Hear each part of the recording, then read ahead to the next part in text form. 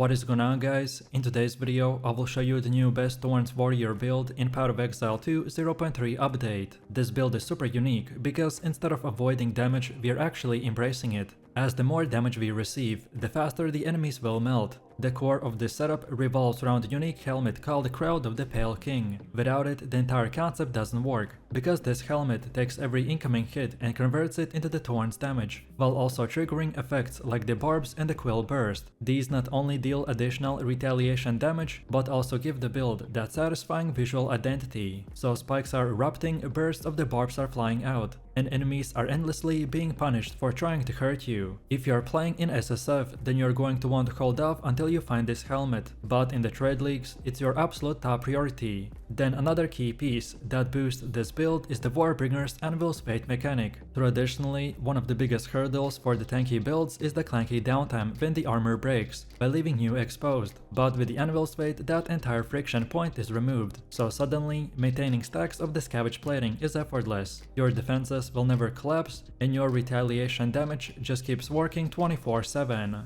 And remember, if you wanna track this build, look up the best items, the skill trees, and power building, then check my link in the description. And before we continue, thanks to U4GM. They are a pro website that provides POE2 services like cheap currency, then even to trade all types of quality items and gems and much more. They have also more than 20,000 positive comments on Trustpilot, and this website is really worth a try. So make sure to use my discount code KATE for extra 6% off. So let's take a look at our skill gems. At the center we got the Thorn skin, and we're using both the Thorn skin 1 and the Thorn skin 2, depending on how much spirit you have available. You need to think of the Thorn skin as your retaliation aura. It needs to be up at all times, and your job is to manage the spirit so you can keep it active consistently. If you invested into additional spirit rolls on your gear, then you can stack multiple Thorn skins together, which will feel amazing because you're essentially wrapping yourself in a double coat of spikes. The more uptime, the more damage monsters will deal to themselves by just hitting you. For endurance and survivability, we rely heavily on the magma barrier, which interacts with the charge regulation to keep endurance charges flowing. And while we are speaking about the endurance charges, they're huge here, because they scale your mitigation and by extension your Thorns damage. To complement this, Resonating Shield is an occasional button press that might not feel that flashy, but it's deceptively strong. Hitting it regularly while mapping will keep your endurance charges topped off and make you feel unstoppable. Defensively, your setup revolves around the scavenge plating, magma barrier, and resonating shield, which are all linked with supports that extend duration, reduce cooldowns, or even boost armor scaling. And this is where you see how your defense literally becomes offense. The longer your plating and the barriers stay active, the more enemies beat themselves to death by trying to get through. And then on the offensive side, you're not relying solely on retaliation. Skills like the Rapid Assault and the Rake are slotted in to give us active melee presence. These aren't your main damage dealers, but they will keep the pressure up and ensure that the enemies are constantly pulled in your retaliation field. And lastly, for utility skills, we got the Fortifying Cry, which not only keeps you alive but directly scales Thorn, because increased mitigation will equal the stronger retaliation. With a cooldown recovery linked, you can keep this almost permanently. Then Disengage is your emergency tool. It's a quick reposition button that doesn't get used often, but it feels OP in those moments where you need to dodge a telegraphed boss slam. Then now let's take a look at the passive tree. The first cornerstone is the Iron Reflexes, and it's essential. By converting evasion into armor, it takes stats that normally would not scale retaliation and transforms them into fuel for your Thorns. When you're stacking evasion on the rings, amulets, and the gauntlet, the Iron Reflexes will take all of that and skyrocket your armor. This result is not just durability, but also raw damage output, since our retaliation values are based on how much armor you can stack. From there we go into the three main priorities. The first one is the raw defense. You're picking up clusters for the maximum life, armor scaling, and endurance charge generation. These nodes give you the staying power to survive constant hits, which is the lifeblood of a Thorns build. If you're not tanky enough to stay in the thick of a combat, then your retaliation never gets the chance to work. Then the second focus is on retaliation scaling itself.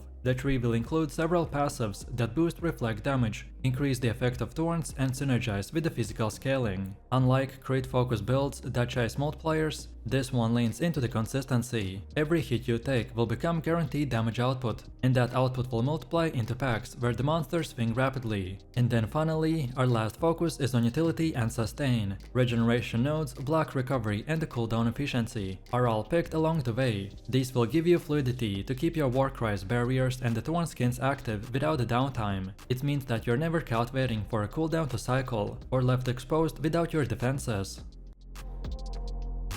Then next we have our Ascendancy, and the first pick is the Anvil's Weight, and it is the most important one. It removes the friction of armor breaking and makes the scavenge plating effortless to maintain. The moment that you take this, you feel the build flow more naturally, and you will notice how much smoother the combat becomes. Next you move into the Renleash training, which reinforces your endurance engine and adds another layer of survivability that directly synergizes with your retaliation mechanics. Then third step is the Turtle Charm, which is a defining node that emphasizes your role as a living wall. It's pure survivability, but that's exactly what you want in a build, where surviving equals more damage. And finally, we round this out with the Jade Heritage, which is a node that ties everything together with the sustain and the scaling, by giving you longevity and consistency to comfortably handle the endgame bosses. Then next, moving over to the Atlas passive tree, and the psychology here is all about stacking consistency and value rather than gambling on random mechanics. The central spine of the tree will connect into notables like the Essence, Strongbox's Harvest, Delirium, and the bossing nodes.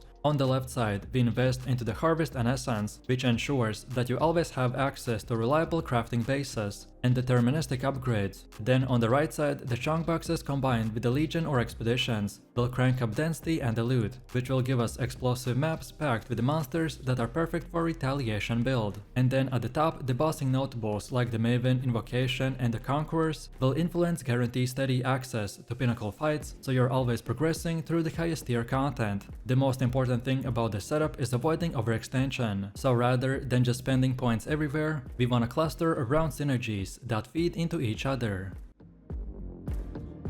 Next up is the gear, and the first rule of gearing is to upgrade your Thorns gear at the start of every level bracket. The Thorns damage doubles at every stage, and if you neglect upgrades, then you will feel yourself falling behind quickly, so stay on top of it, and your damage will always feel smooth. The best in slot shield is the China Box Pillar. This thing takes your retaliation damage to ridiculous heights, especially when paired with a Scavenge plating. If you can get a corrupted version with the Thorns damage, then that's the best in slot. Then your spear does not need to deal DPS directly. Instead, look for modifiers that boost Thorns indirectly, so things like gain percentage of damage as extra damage, and sockets for the Sakaval's Rune of the Sky. Then for boots, the Briar Patch is your target, ideally with 2 sockets and a corruption for the high movement speed. Then the body armor should be in a high armor base, with maximum life and resistances. You can go for spirit rolls if you want, but remember that usually it will cost you a maximum life roll, so the trade-off is up to you. Then for amulet, the solar amulet is best in slot. You want one with another spirit roll, maximum life, percentage increased maximum life, and capped resistances. Then our belt should carry a high physical Thorns roll, a high armor base, maximum life and resistances. Then on gloves and rings you wanna fill it with the life, capped resistances, and ideally evasion to scale armor through the armor reflexes. And then anoint is our last thing. If you are on a budget, then go with defensive reflexes for a cheap black anoint. But if you got more to invest, then the Molten Being is a great mix of offense and defense. And then finally, for pure damage, the anoint called Cook will bring extra punch.